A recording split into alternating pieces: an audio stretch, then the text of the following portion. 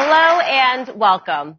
If you have been on the internet over the last week, you've probably seen a lot of people posting about the Tulsa race riots, which is interesting. You know, it feels like right now we're doing Black History in June, and of course it's relative because everything that has to do with racial injustice is relevant today. People want to dig up history and talk about it. So you know what? Today, I'm going to dig up some history and I'm going to talk about it. I have an event, a Black History event that I would like to discuss on my show today, and it is the Tuskegee experiment. How many of you guys are familiar with that? It was actually officially called the Tuskegee study of untreated syphilis in the Negro male. And this study began in 1932, and it was conducted by the United States Public Health Service, which is a division, by the way, of the Department of Human Health Services, and also the Centers for Disease Control and Prevention, the CDC. The purpose of the study was to observe the natural history of untreated syphilis, but that is not what the Black Americans that were enrolled in the study were told. Our government decided to enroll 600 impoverished Black sharecroppers from Alabama, 399 of them which had syphilis. And they told them, the government came and said, we're going to give you free health care. We're here to help. I love it. The government is always here to help. They didn't give them any information pertaining to their diagnosis, and of course, they were not actually there to help. While they were told they were going to be treated for bad blood, which was kind of a catchphrase for a bunch of things, it could have been for fatigue, it could have been for anemia, they actually just wanted to watch these men die. That was the purpose. Penicillin became widely available in 1943, so all they had to do was offer these participants a pill, penicillin, and they would have been treated, they would have been fine. But they did not want to treat them.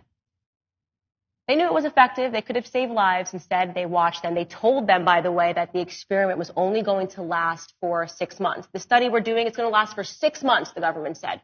We're here to help. 6 months. It didn't last for 6 months. Began in 1932. It went on until 1972. These men were dying. They were going blind. Some of them were going crazy, and nobody said anything. In fact, and this is to me the sickest piece of the entire story, some of them went to their private doctors. I don't know what's going on, doctor. I'm sick. I don't know what's going on. I'm going blind. I'm going crazy. And our government contacted their private doctors and said, hey, don't treat these guys. We're actually observing them. They're a part of a study that they don't know that they're in, so please don't treat them. So doctors knew that their patients had syphilis, knew that they had to solve for that syphilis. They knew that they could have given them a pill and saved their lives, and they declined to do so because our government told them not to. Wow.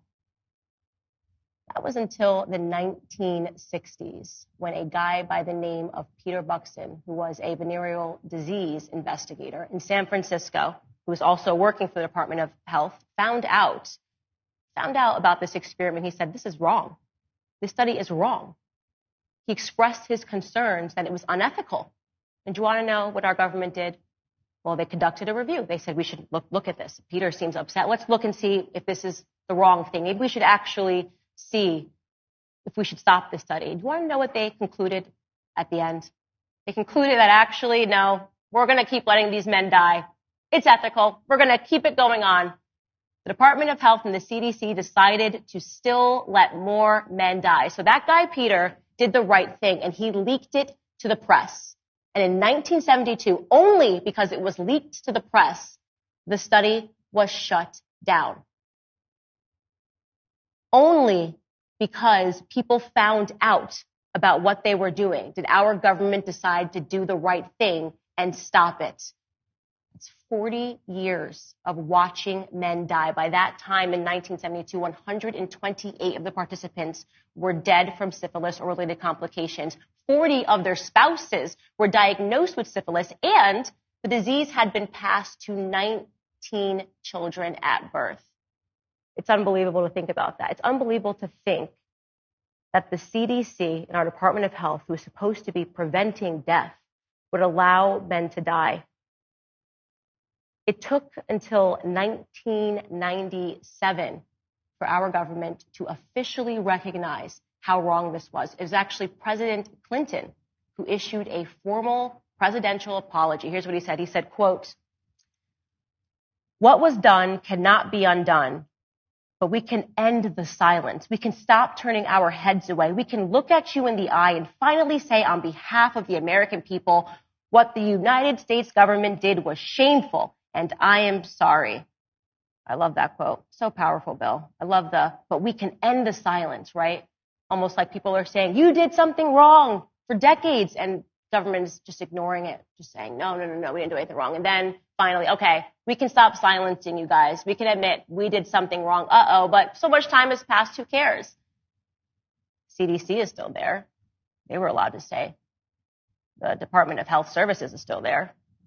I don't know if anybody was ever fired for that study, but at least Bill Clinton said sorry for silencing you guys at home. It reminds me really of my favorite biblical proverb. What has been will be again. What has been done will be done again. There is nothing new under the sun. I'm going to leave you with that Bible verse, and you can take from it what you will.